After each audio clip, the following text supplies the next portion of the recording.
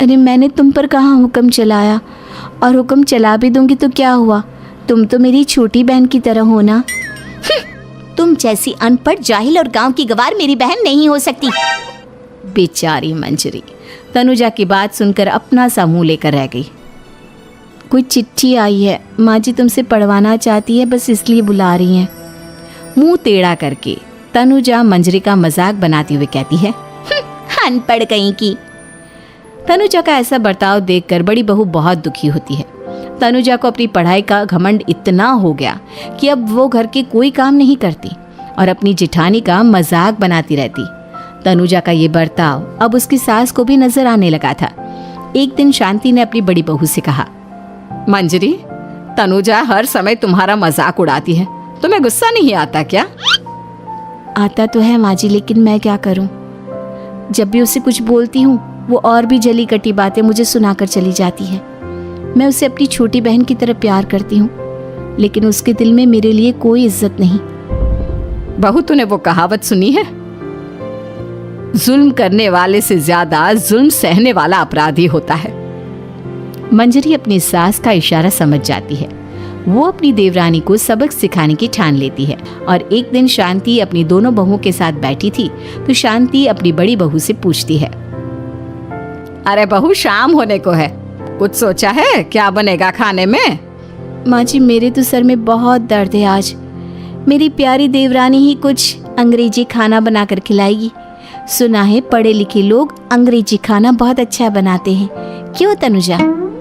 इतना कहकर मंजरी अपनी सास की ओर देखकर मुस्कुरा दी। तनुजा अपनी तारीफ सुनकर बहुत खुश हो गई। इतने में शांति कहती है, यह तो सच बात है छोटी बहू, ये तो मैंने भी सुना है। हम भी पक गए हैं बड़ी बहू के हाथ का खाना खा खा कर। तनुजा, तुम्हारी माँ भी तो तुम्हारे खाने की बहुत तारीफ करती हैं। आज हमें भी खिला दो कुछ अच्छा सा बनाकर। शांति की बात सुनकर छोटी बहू और आसमान पर चढ़ गई, पर उसे ये कहाँ पता था कि उसकी सास और जेठानी उसे सबक सिखाना चाहती हैं। तनुजा अपनी तारीफ सुनकर खुश तो बहुत होती है, पर सोचने लगती है, मुझे तो कैसा भी खाना बनाना नहीं आता। अब मैं क्या करूंगी?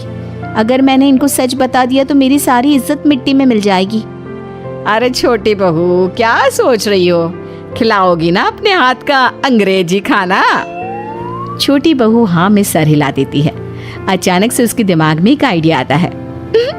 मैं इंटरनेट से देखकर कुछ बना लेती हूँ, मेरी वाहवाही पूरे घर में हो जाएगी। मुझे कौन सा रोज रोज बनाना है। माँ जी, आज आप सबको ऐसा खाना खिलाऊंगी कि। इतने में शांति छोटी बहू की टांग खींचते हुए कहती है कि पता नहीं कैसा खाना खिलाओगी। ए ऊपर वाले, हमारी रक्षा करना। इतना बोलकर शांति और मंजरी दोनों जोर जोर से हंसने लगते हैं। अब तनुजा रसोई घर में चली जाती है और खाने की तैयारी करने लगती है, पर उसे रसोई घर की चीज़ों के बारे में तो कुछ नहीं पता। जैसे तैसे सारी चीज़ें निकालती है और इंटरनेट पर देखकर खाना बनाती है। कुछ ही देर में सब लोग घर आ जाते हैं। अरे सुनते हो, आज का खाना हमारी छोटी बहू बना रही है। अरे वाह, आज तो फिर कुछ अंग्रेजी खाना खाने को मिलेगा। कुछ ही देर में खाना बन जाता है तो छोटी बहू सबका खाना लगा देती है। इतने में बड़ी बहू कहती है, क्या बात है देवरानी जी, आज तो बहुत अच्छी खुशबू आ रही है। ये बात तो सही कही बड़ी बहू तूने, खुशबू तो अच्छी है। ऐसी खुशबू तो मेरे खाने में भी नहीं आती। सब मिलकर छोटी बहू की बहुत तारीफ करते हैं और छोटी बहू 7वें आसमान पर बैठ जाती है। अब सभी खाना खाते हैं। जल्दी जल्दी दो, अब तो मुंह में पानी आ रहा है। हाँ, मुझसे भी नहीं रुका जा रहा। जैसे ही सोहन एक निवाला खाता है तो उसकी आंखों से पानी आने लगता है। ये देखकर शांति सोहन से पूछती है, क्या हुआ जी, खाना इतना अच्छा बना है कि आंखों से पानी आ गया? सोहन चुप रहता है और धीरे धीरे से खाना शुरू कर देता है। इतने में सोहन छोटी बहू से कहता है, बेटी तुम भी तो खाओ, तुम क्यों रुकी हो? खाना सच में बहुत अच्छा है। ये कहकर सोहन जोर से हंस देता है।